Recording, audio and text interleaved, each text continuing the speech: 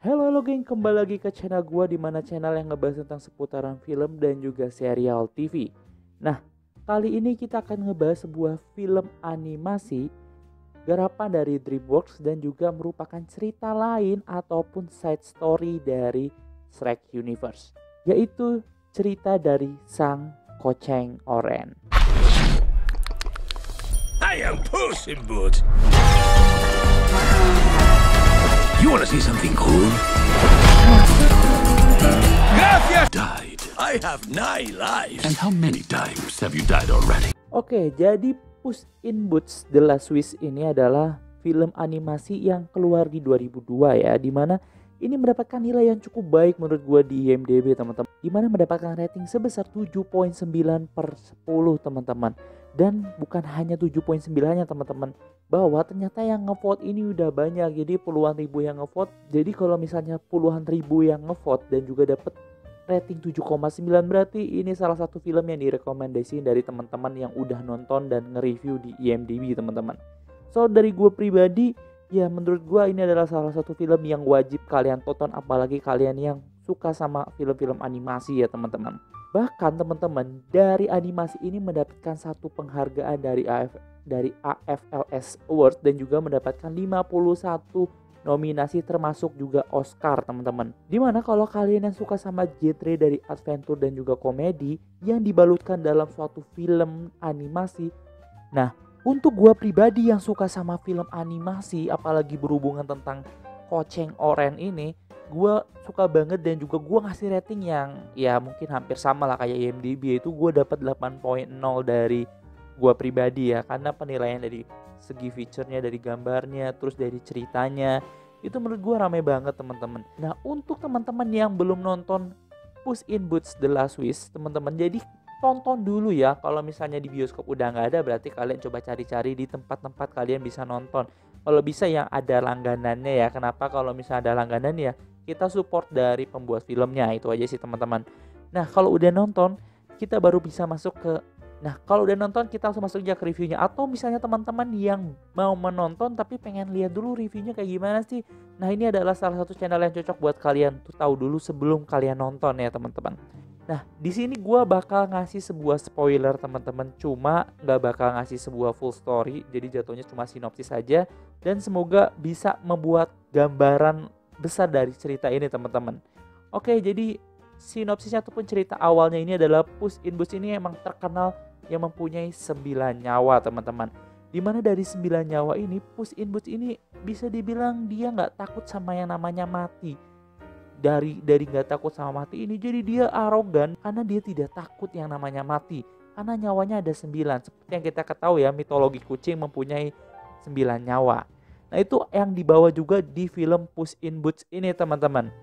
Nah, sayangnya di scene yang pertama yang ini teman-teman, Gracias, the legend will never die. nah si Puss ini mati teman-teman. Jadi mati, dan ternyata itu adalah nyawa yang ke-9.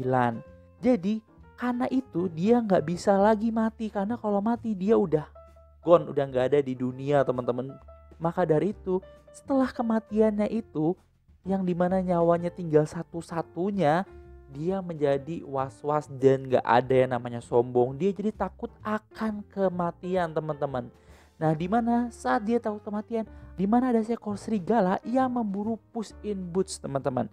Nah, karena Puss in Boots ini emang jago bertarung dan juga karena kemarin itu sombong bahwa dirinya adalah kucing yang tidak bisa mati ataupun tidak takut mati, dia mencoba ngelawan serigala ini teman-teman. Dan apa yang terjadi? Ya, dia kalah dan lari terbirit-birit teman-teman. Nah, ini awal dari Puss in Boots The Last Wish teman-teman, dimana perjalanan dari Puss untuk mendapatkan harapan terakhir, yaitu untuk mengembalikan 9 nyawanya teman-teman. Nah, di sini ternyata Puss in Boots ini nggak sendirian, dia ditemani sama salah satu wanita yang sama-sama kucing teman-teman. Dan juga ada seekor anjing yang menggemaskan, dan juga ya dibilang menurut gue ini adalah salah satu set karakter yang bagus banget di Puss in Boots teman-teman, dan wajib banget ada gitu. Kalau nggak ada ini menurut gue filmnya jadi ya boring gitu ya. Nah sedikit yang gue bilang kenapa gak sempurna ataupun scene-nya gak sempurna, di cerita ini gak dijelasin terlalu detail teman-teman. Mungkin emang sempat ada di seri-series yang lainnya, cuma emang gue gak terlalu ngikutin dari seriesnya Puss in Boots ya teman-teman. Dimana di seri-series yang lain mungkin diceritain kenapa Puss in Boots ini gak jadi nikah sama si kucing hitam cewek ini teman-teman. Jadi yang tadi kan udah gue sebutin, ada kucing hitam cewek yang ternyata dia adalah calon pengantin dari Puss in Boots. Nah karena dia nggak ketemu Puss in Boots, jadi mereka ngerasa kayak selek gitulah, bahwa Puss in Boots ini ngerasa dia bersalah karena dia nggak berani datang untuk menikahi si wanita tersebut ataupun si wanita kucing tersebut. Nah kebalikannya ternyata dia mendapatkan fakta si kucing wanita ini juga sama nggak datang, sama-sama nggak datang teman-teman. Ternyata jadi Puss ini lebih lega lah bahwa bukan dia aja yang salah. Nah di sini sebenarnya yang gua koreksi adalah kenapa scene-nya terlalu singkat, bahwa nggak diceritain secara, iya nggak usah detail-detail lah, tapi kenapa sih nggak diceritain kayak pas prosesnya, kenapa si Puss sama si cewek ini bisa deket terus bisa sampai menikah teman-teman. Jadi udah dia gagal menikah, udah sampai situ aja ceritanya teman-teman, tapi nggak diceritain kenapa sih si Puss ini sama si cewek ini bisa deket dan sampai dijodohkan untuk menikah gitu ya.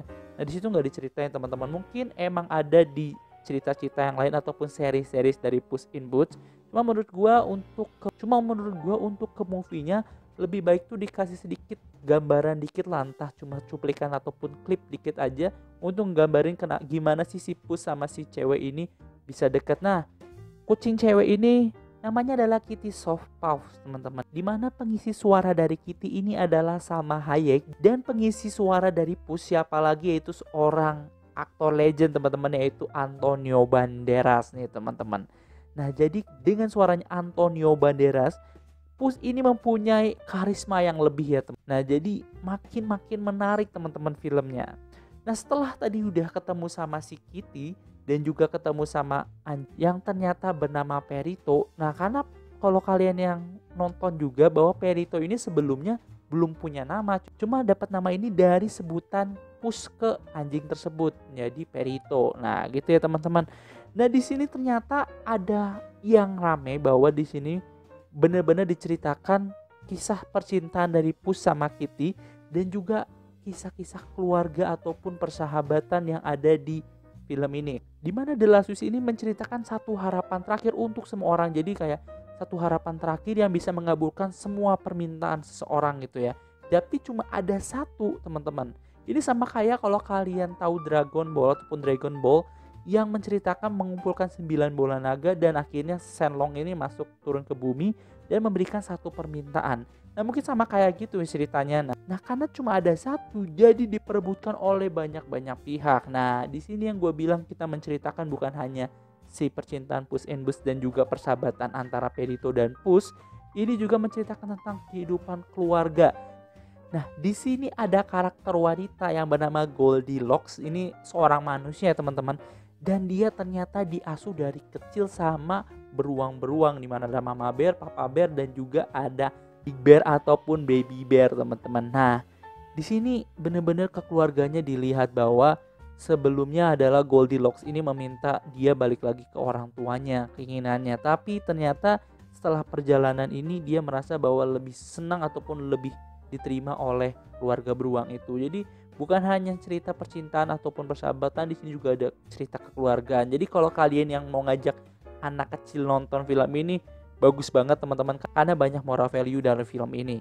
Nah untuk scene yang terakhir ini kita diperlihatkan Puss melawan si wolf ataupun serigala ini teman-teman. Nah akhirnya Puss ini karena mempunyai keberanian dan dia udah gak takut akan kematian, akhirnya dapat mengalahkan si wolf. Nah untuk review dari gua, sebenarnya cerita ini cukup menarik. Kenapa? Karena Puss ini benar-benar disadarkan. Ini moral value-nya juga teman-teman ya, kalau nonton sama film Puss in Boots ini adalah kita nggak boleh arogan sama apapun teman-teman, bahwa di atas langit masih ada langit. Jadi Puss ini ngerasa dia jagoan, ternyata di atasnya dia masih banyak orang yang lebih jago lah sama dia, termasuk si wolf ini.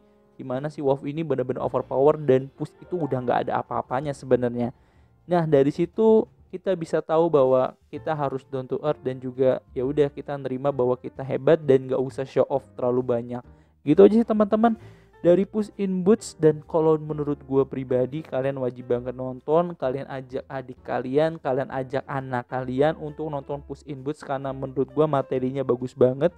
Di sini juga bukan hanya ceritanya yang bagus teman-teman, dimana visual efeknya dan juga gambar animasinya ataupun 3D-nya itu udah bagus banget. Jadi kalau nonton ini nggak sia-sia lah kalian kalau misalnya emang masih ada di bioskop, tapi kayaknya udah nggak ada di bioskop ya. Jadi misalnya kalau kalian dapat di bioskop pun worth it banget lah untuk ditonton gitu ya. Itu aja dari gua. Kalau misalnya kalian suka sama video ini, kalian bisa like, bisa komen, dan juga bisa subscribe channel ini. Sekian dari gua. See you on the next video.